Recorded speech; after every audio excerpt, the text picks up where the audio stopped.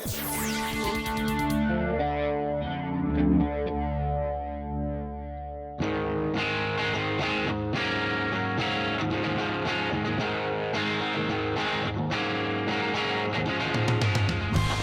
guys, here it is, our long-term project truck, the Chevy Silverado Trail Boss.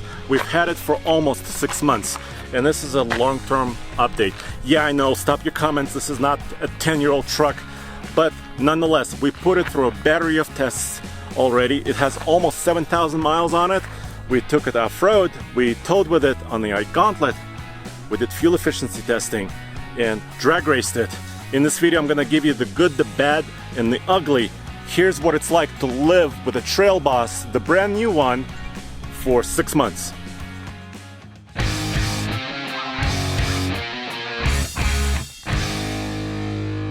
The Trail Boss version of the Silverado 1500 is an off-road truck, and it's been customized at the factory with a 2-inch suspension lift. And it also gets these Goodyear Wrangler Duratrack tires, which are about 32 inches in diameter. I wish the tire was a little bit bigger, but we took this truck in the Rocky Mountains on the Ironclads Trail several times against the Ford truck, the Jeep truck, the Nissan Titan, and others. And we also took it to Moab. So first, let me show you what happened on the Ironclads Trail.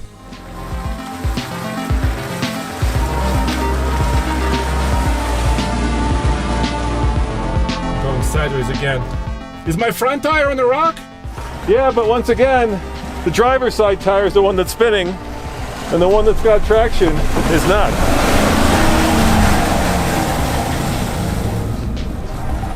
Drive with a little momentum.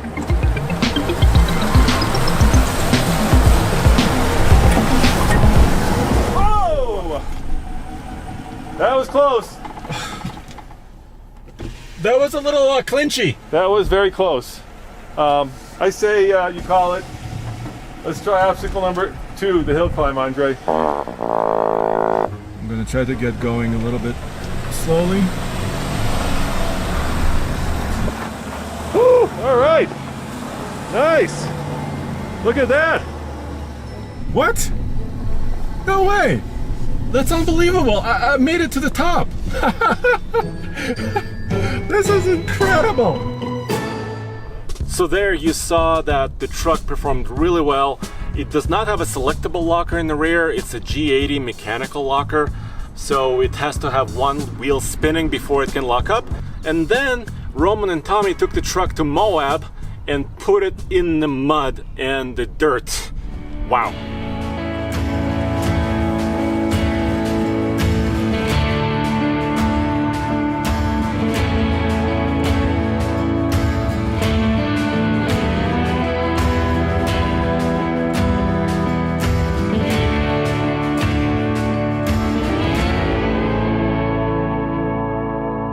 All right, Tommy, I think we've proved that this 6 out of 10 trail gets a 6 out of 10 truck. It's not the most off-road worthy, it's a little wide, it's a little cumbersome, but as a compromise that does it all, the Swiss Army knife of trucks, literally, look at the color. I think that this is a great alternative to the other 3 or 4 out there. What do you think? Yeah, I think it's really grown on me. It did a good job out here.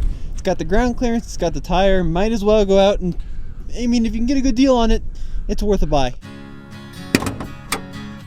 So what truck did we actually buy, and why did we buy it? Well, this is a 2020 Silverado 1500 Trail Boss. It is currently the most off-road worthy Silverado half-ton you can buy right now.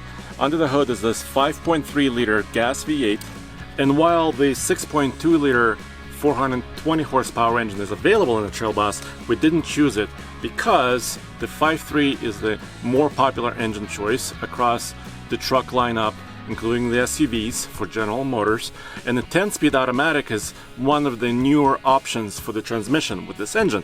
We wanted to know exactly how the pairing works, and we bought it as a shop truck to actually help us tow trailers and go places off-road and do everything that we need to do at TFL Truck. And boy, did we. You're probably wondering, all right, this engine may only have about 355 horsepower and 383 pound-feet of torque, but what is it like in the real world on fuel efficiency? And here's a loop this truck unladen with nothing in it on our MPG loop.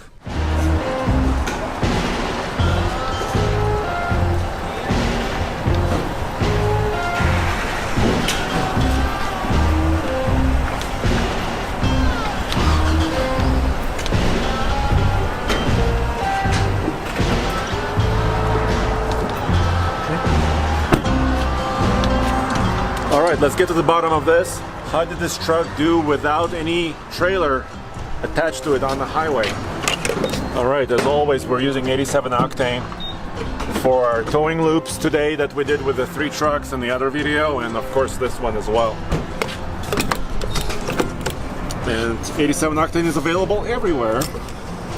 85 is available in Colorado because of higher elevations where we are, almost a mile above sea level here.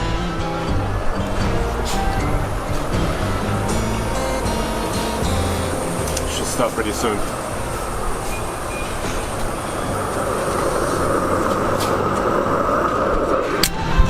All right, 66 miles divided by 3.190 gallons equals 20.7 it rounds to. Wow, almost 21. So as you saw right there, 20.7 real world fuel economy on the highway at 70 miles an hour. And the truck was nearly brand new, not really broken in. I was very impressed, and it kind of matches what the EPA says. 21 mpg on the highway and 18 combined. And this truck with the 323 rear axle ratio is basically matching what the sticker says, which is kind of refreshing. So you expect this and you're actually getting it in the real world. This is a Trail Boss LT, which means it's one of the more optioned trucks. You can also get a Trail Boss in a custom trim for a lower base price and more affordable, but not with as many options. The payload rating is 1,685 pounds and the towing rating is 9,500 pounds. And we've towed many trailers already. And here's a fuel efficiency loop of this truck towing about 7,000 pound horse trailer on the highway, and here's what happened.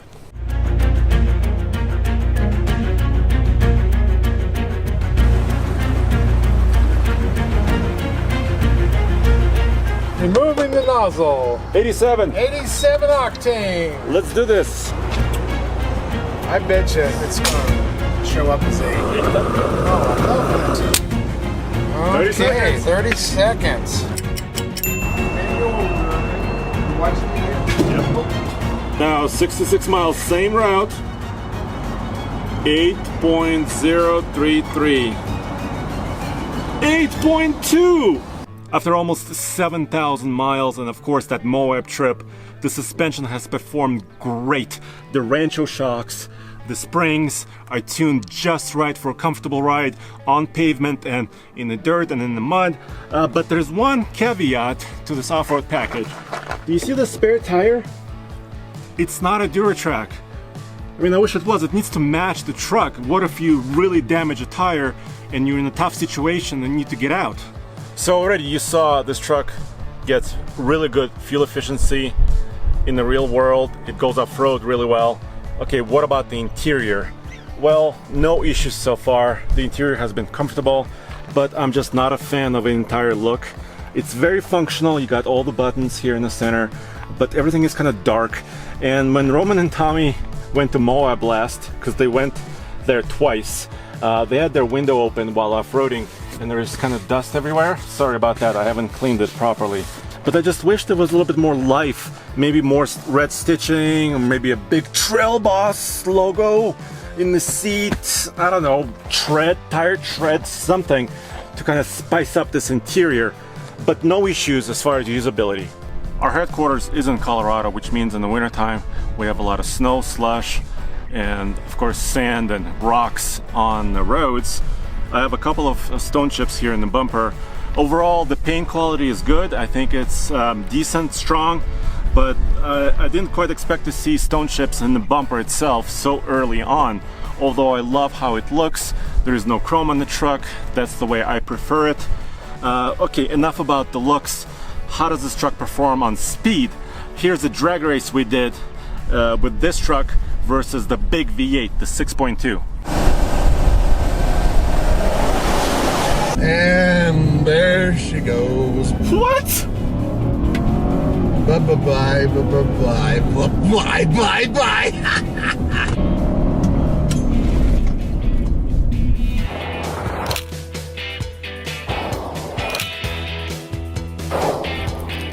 Oh, God, I slaughtered him. I was trying. Do you have a 4-cylinder in there? Or was it a V8? No, it's a V8. You have a V8 in there, right?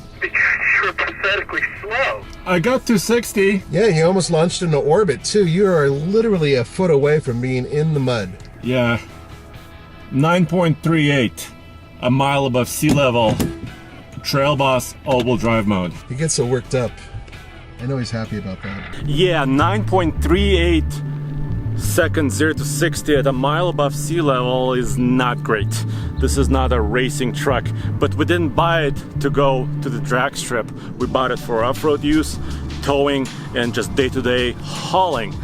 But that time would be lower at sea level by about 1.5 seconds, and this rear end is good for efficiency, but it's not great for acceleration, the 323.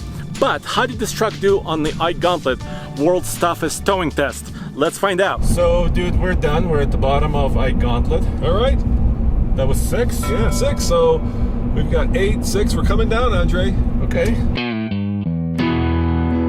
Okay, we're starting as always at 35 miles an hour when we cross this merge lane. Okay. And I'll tell you when. I'll reset the trip meter and you start the time. I got my thumb on the button, Andre. And starting 3, 2, 1, now. All right, wide open throttle. Go for it. There she goes. Well, the sound is good, but it could be throatier, right? Are you suggesting you do another exhaust? Is that what you are hinting at, Andre? Maybe. Are we going to do cruise control as well? Yep. All right, cruise control 60 miles an hour. Let's see how it does compared to the other trucks. We're stopping now. Oh, almost as perfect as you can get, Andre. Really? Yeah, look. 8.01. Yeah.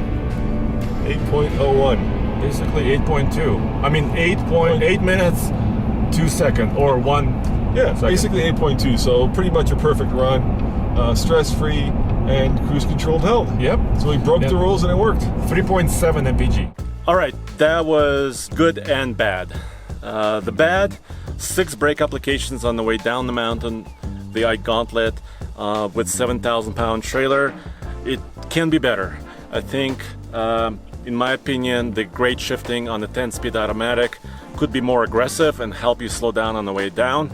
Not great, but on the up portion, great. 8 minutes and 1 second. That's a benchmark run. 3.7 miles per gallon on the Ike. It's reasonable for a gas-powered truck. Had no issues towing that trailer at over 11,000 feet of elevation. So this is the sticker price on this truck. Trail Boss LT with many options, $56,145. Of course, we got it at a discount that is not shown here. It was about $8,000 off from the dealership Johnson Auto Plaza, and we got an additional discount of approximately $3,000 thanks to our friends at General Motors. So overall, purchase price was really competitive on this truck. Service, nothing went wrong in the last 6 months. This is our first oil change at about 6,500 miles. It was free because Johnson Auto Plaza and General Motors are doing first service free of charge. And look, they did a full inspection and it's green check marks as far as the eye can see. They did everything, but there was one recall. It was this one. And I asked about it and they couldn't really explain it to me at the dealership, but basically it has to do with the brake system controller and the remote start. We never experienced any issues, but this was a small programming change, software update that they did on the truck, and it's still running great.